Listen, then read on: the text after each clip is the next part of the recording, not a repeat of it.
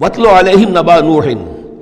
اور ان کو ذرا سنائیے نوح کی خبر، اذ قال لقومہ، جبکہ انہوں نے کہا اپنی قوم سے، یا قوم ان کان کبر علیکم مقامی،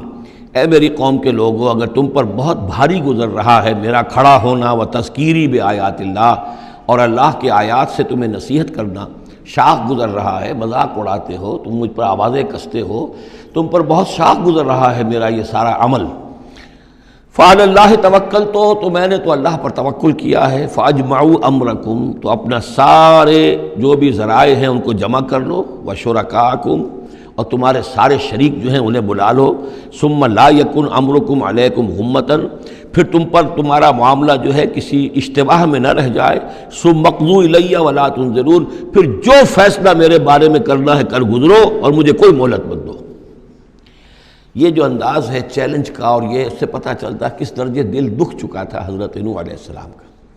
استہزاء سے، تمسخر سے، مذاق سے۔ اللہ کا ایک بندہ ہے، 950 برس بیت چکے ہیں، کوئی سن کر نہیں دے رہا ہے، تو اس وقت جو آخری بات، اچھا اب جو بھی تم کر سکتے ہو، میرا کوئی بگاڑ سکتے ہو بگاڑ لو، اپنی ساری قوت جمع کر لو، جیسا کہ اس سے پہلے آ چکا ہے، اور بھی انبیاء نے اس طرح کی بات کہی۔ پھر بالآخر فَإِن تَوَلَّيْتُمْ،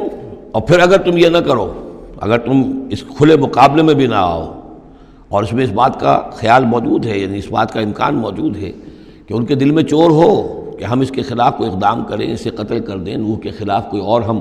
ایسا اقدام کریں تو پتہ نہیں کوئی مصیبت ہم پر نہ آ جائے، لہذا یہ سارا جو انداز تھا حضرت نوح علیہ السلام کا، اس کے باوجود پھر وہ فرما رہے ہیں وَإِن تَوَلَّيْتُمْ، اگر تم نہیں کچھ کرتے، فَمَا سَأَلْتُكُم مِّنْ أَجْرٍ، تو پھر ذرا غور کرو، میں نے جو بھی تمہاری خدمت کی ہے آج تک، تمہیں جو دین کی طرف بلایا ہے، دعوت دی ہے، میں نے کبھی تم سے کوئی اجر مانگا ہے؟ میں نے تم سے کوئی اجرت تو طلب نہیں کی، تم سے کوئی شاباش تک نہیں مانگی، میں نے تم سے کوئی مدد نہیں مانگی، تم سے کوئی اجرت نہیں مانگی۔ ان اجری الا علی اللہ، میرا اجر تو اللہ کے ذمے ہے، وامرت ان اکون من المسلمین، اور مجھے حکم ہوا ہے کہ میں اس کے فرما بردار بندوں میں سے رہوں۔ فکذبوہ، تو انہوں نے پھٹلا دیا اس کو، فنجیناہ، تو ہم نے نجات دے دی اس کو، ومن معہ فی الفلک،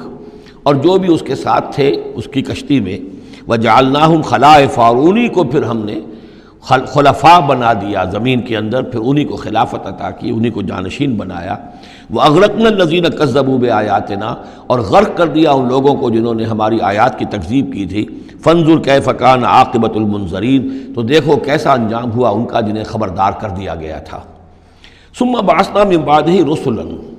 پھر ہم نے بھیجا ان کے بعد بہت سے رسولوں کو، اِلیٰ قومہم، اپنی اپنی قوموں کی طرف، فجاءوہم بالبینات، تو وہ سب کے سب آئے ان کے پاس روشن دلیلیں لے کر، فما کانوا لیؤمنوا بما کذبوا بہ من قبل، لیکن وہ جس چیز کے انکار پر اڑ چکے تھے وہ ساری روشن دلیلیں دیکھنے کے باوجود بھی اس کو ماننے والے نہ بنے۔